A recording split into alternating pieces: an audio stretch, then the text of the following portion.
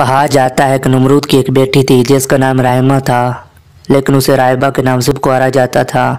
जब नमरूद ने हज़रत इब्राहीम अलैहिस्सलाम को बेहद आग में फेंका तो उस वक्त वो लड़की ऊपर महल पर से मंजर देख रही थी।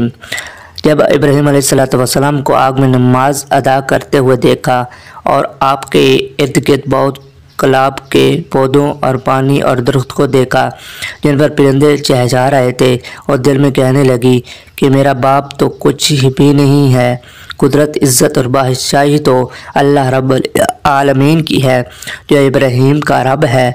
मेरा वालिद तो झूठा और आजिज़ है, आदमी को हलाक करने पर भी कादिर नहीं।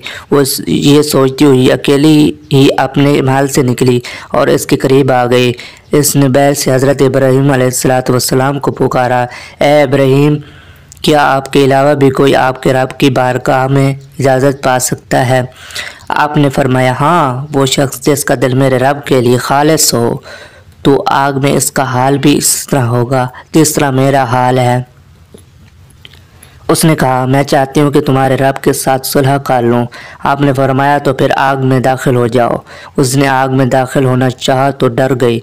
आपने फरमाया, डरो मत। इसी वक्त आपको हुक्म हुआ, ए आग मेरी बंदी की हिफाजत कर। इसी वक्त आपको हुक्म हुआ, ए आग मेरी बंदी की हिफाजत कर। इसके बाद वो आग में दाखिल हो गई। वो जिस जगह पे पाँव रखती अल्लाह के हुक्म से वहाँ से आग ठंडी हो जाती थी। इस तरह वो चलते चलते हज़रत इब्राहीम अलैहिस्सलाम के पास पहुँच गए और कहने लगी, ला इलाहा इल्ला इब्राहीम खलीलुल्लाह, मैंने ये इरादा कर लिया है कि मैं जब तक ज़िंदा रहूँगी आपके दीन को नहीं छोड़ूंगी और अपने ज़ालिम सरकश वालिद को भी दावत दूँगी। हो सकता है वो मेरी नसीहत मान ले।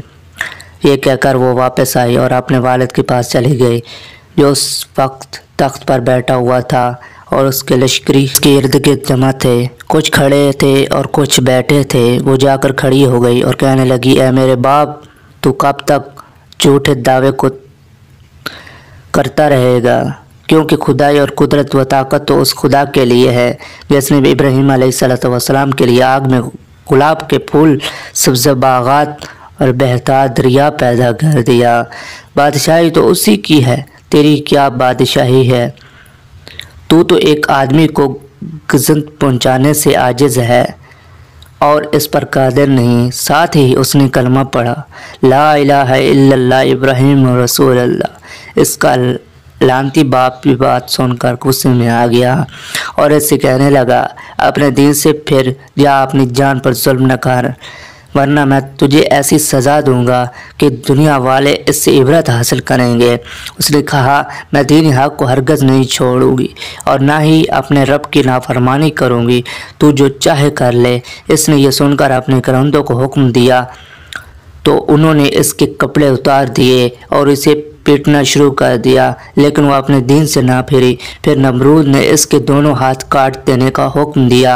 इसके करंदों ने इसके दोनों हाथ काट दिए, लेकिन इस अल्लाह की बंदी ने उफ तक भी ना की। फिर नमरूद ने इसे मुख्तलिफ सज़ाएँ दी, लेकिन वो अपने दीन पर डटी रही, हत्ता कि अल्लाह ताला ने एक फरिश्ते को वही फरमाई वो जन्नत में जाए और इसके लिए वहाँ से आला पोशाक लेकर इसके पास जाए। वो फरिश्ता पोशाक लेकर इसके पास किया और पोशाक इसको दिया और साथ और अपने नूरानी पर इसके बदन पर मले तो इसके तमाम ज़ख्म अल्लाह के हुक्म से दुरुस्त हो गए। उसने वो पोशाक पहन ली। फिर एक तेज़ हवा आई और उसे उड़ाकर अनजाने मकाम पर ले गई। इसके बारे में अल्लाह ताला बेहतर जानता है।